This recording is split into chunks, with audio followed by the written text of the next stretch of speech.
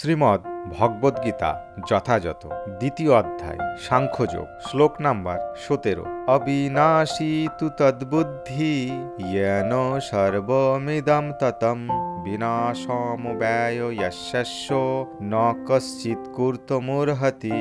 শব্দার্থ: অবিনাশী, বিনাশরহিত, তু কিন্তু, তৎ তা, বিদ্ধি জানাবে, येन যার দ্বারা, সর্বম সমগ্র শরীর, ইদম এই, ততম ব্যাপ্ত, বিনাশম বিনাশ, অব্যয়াস্য অক্ষয়ের, অশ্ব এই, ন কিশ্চিৎ কেউ নয়, কূর্তম করতে, অহতি সমর্থ। অনুবাদ: যা সমগ্র শরীরের পরিব্যাপ্ত হয়ে রয়েছে তাকে তুমি অবিনাশী বলে জানবে। সেই অব্যয় আত্মাকে কেউ বিনাশ করতে সক্ষম নয়। তাৎপর্য: এই শ্লোকে আরও স্পষ্টভাবে আত্মার প্রকৃত স্বরূপ ব্যাখ্যা করা হয়েছে। এই আত্মা সারা দেহ জুড়ে বিস্তৃত রয়েছে, যে কেউ হৃদয়ঙ্গম করতে পারে। সমগ্র দেহ জুড়ে কি বিস্তৃত হয়ে আছে সেটি হচ্ছে চেতনা। প্রত্যেকেই তার দেহের সুখ ও বেদনা সম্বন্ধে সচেতন। চেতনার এই বিস্তার প্রত্যেকের তার নিজের দেহেই সীমাবদ্ধ, কিন্তু একজনের দেহের অনুভূতি অন্য আর কেউ অনুভব করতে পারে না। এর থেকে বোঝা যায় এক একটি দেহ হচ্ছে এক একটি স্বতন্ত্র আত্মার মূর্তিরূপ এবং স্বতন্ত্র চেতনার মাধ্যমে আত্মার উপস্থিতির লক্ষণ অনুভূতি হয়। এই আত্মার আয়তন কেশাগ্রেহের 10,000 ভাগের 1 ভাগের সমান বলে বর্ণনা করা হয়েছে। শ্বেতা শততর উপনিষদের 5ম অধ্যায়ের 9 নম্বর শ্লোকে প্রতিপন্ন করা হয়েছে, বালাগ্রহ শতভাগ্যস্য শতধা কল্পিতস্য চ ভাগো জীব স বিজ্ঞায় সচানয়ন্তে কল্পতে।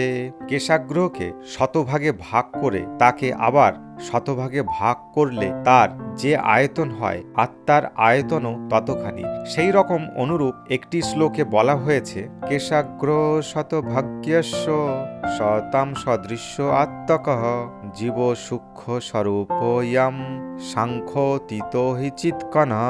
অসংখ্য যে চিৎকণা রয়েছে তার আয়তন কেশাগ্রেহের 10,000 ভাগের 1 ভাগের সমান। সুতরাং এর থেকে আমরা বুঝতে পারি জীবাত্মা হচ্ছে একটি চিৎকণা, যার আয়তন পরমাণুর থেকেও অনেক ছোট, এবং এই জীবাত্মা বা চিৎকণা সংখ্যাতীত। এই অতি সূক্ষ্ম চিৎকণাগুলি জড়দেহের ও চেতনার মূল তত্ত্ব।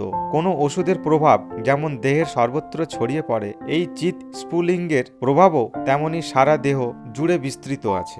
আত্মার এই প্রভাব চেতনারূপে সমগ্র দেহে অনুভূত হয় এবং সেটি হচ্ছে আত্মার উপস্থিতির প্রমাণ। সাধারণ মানুষও বুঝতে পারে জড়দেহে যখন চেতনা থাকে না তখন তা মৃতদেহে পরিণত হয় এবং কোনো রকম জড় প্রচেষ্টার দ্বারা আর সেই দেহে চেতনা ফিরিয়ে আনা যায় না। এর থেকে বোঝা যায় চেতনার উদ্ভব জড় পদার্থের সংমিশ্রণের ফলে হয় না, তা হয় আত্মার থেকে। চেতনা হচ্ছে আত্মার স্বাভাবিক প্রকাশ। আত্মার প্রামাণিক পরিমাপ সম্বন্ধে মুন্ডক উপনিষদের 3য় খণ্ডের 1ম অধ্যায়ের 9 নম্বর শ্লোকে বলা হয়েছে, এষানুরাত্মচেতসা বেদিতব্যে ইয়াস্মিন প্রাণ পঞ্চধা সংবিশেষ প্রাণশ্চৈত্যম সর্বমতম প্রাজনম ইয়াস্মিন বিশুদ্ধে বিভক্তস্মৈ আত্মা। আত্মার পরমাণু সদৃশ্য এই শুদ্ধ বিশুদ্ধ আত্মার দ্বারা তাকে অনুভব করা যায়। পরমাণু সদৃশ্য এই আত্মা পঞ্চবিধ বায়ুতে প্রাণ, অপান, সমান, ব্যান ও উদান ভাসমান থেকে হৃদয়ে অবস্থান করে এবং জীবাত্মার সমগ্র দেহে তার প্রভাব বিস্তার করে। আত্মা যখন এই পঞ্চবিধ জড়বায়ুর কুলসিত প্রভাব থেকে পবিত্র হয় তখন তার অপ্রাকৃত গুণাবলীর প্রকাশ হয়। হঠযোগের প্রকৃত উদ্দেশ্য হচ্ছে বিভিন্ন আসন প্রণালী অভ্যাস করার মাধ্যমে জড় পরিবেশের বন্ধন থেকে ক্ষুদ্রাতি ক্ষুদ্র আত্মাকে মুক্ত করার জন্যে আত্মার চারিদিকে পরিবেষ্টিত পঞ্চবিধ বায়ুকে নিয়ন্ত্রণ করা। কিন্তু দুর্ভাগ্যবশত দেহতত্ত্বের এই অতি উন্নত বিজ্ঞানকে তথাকথিত হঠযোগীরা এক অতি বিকৃত রূপ দান করে জাগতিক সুখভোগ ও ইন্দ্রিয় তৃপ্তির বাসনায় প্রয়োগ করছে। সমস্ত বৈদিক শাস্ত্রেই বলা হয়েছে জীবাত্মা পরমাণু সদৃশ্য সুস্থ বুদ্ধিমত্তা সম্পূর্ণ যে কোনো মানুষই উপলব্ধি করতে পারে যে আত্মা হচ্ছে পরমাণু সদৃশ্য চিৎকণা। যারা বলে থাকে যে জীবাত্মাই হচ্ছে সর্বব্যাপ্ত বিষ্ণু তত্ত্ব, অতি সহজেই বোঝা যায় যে তারা বিকৃত মস্তিষ্ক সম্পূর্ণ অপ্রাকৃতস্থিত মানুষ।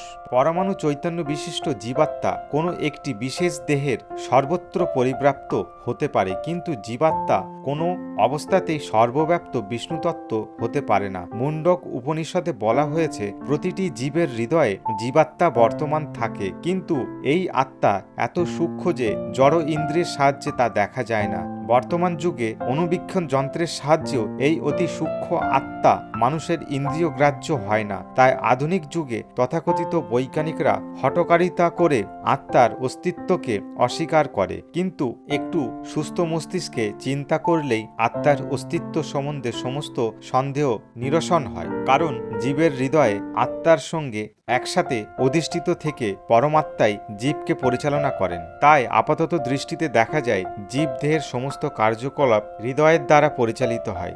যে সমস্ত রক্তকণিকা ফুসফুস থেকে অক্সিজেন বহন করে তারা তাদের শক্তি আহরণ করে আত্মা থেকে। আত্মা যখন জড়দেহ ত্যাগ করে চলে যায় তখন রক্ত সঞ্চালন, শ্বাস প্রশ্বাস আদি দেহের সমস্ত ক্রিয়াগুলি বন্ধ হয়ে যায়। চিকিৎসা বিজ্ঞানীরা রক্তকণিকার এই গুরুত্ব স্বীকার করে থাকে, কিন্তু সমস্ত শক্তির উৎস যে আত্মা তা তারা বুঝতে পারে না। কিন্তু তা হলেও তারা স্বীকার করে যে হৃদয়ই হচ্ছে দেহের সমস্ত শক্তির কেন্দ্রস্থল। আত্মার এই পারমাণিক চিৎকণাগুলিকে সূর্যকিরণের অণুর সঙ্গে তুলনা করা হয়ে থাকে। সূর্যকিরণের মধ্যে অসংখ্য প্রভাবময় অণু আছে, সেই রকম পরমেশ্বর ভগবানের বিচ্ছুতির চিৎকণাগুলি পরমেশ্বরের জ্যোতির পারমাণবিক কণাস্বরূপ, যাকে বলা হয় প্রভা, অর্থাৎ উৎকৃষ্টা শক্তি। সুতরাং বৈদিক তত্ত্ববিজ্ঞান কিংবা আধুনিক বিজ্ঞান যা কিছুই অনুসরণ করা যাক, দেহের মধ্যে আত্মার অস্তিত্ব কেউই অস্বীকার করতে পারে না। আত্মা সম্পর্কিত এই বৈজ্ঞানিক তত্ত্ব পরম পুরুষোত্তম ভগবান স্বয়ং ভগবদ্গীতায় স্পষ্টভাবে বর্ণনা করেছেন।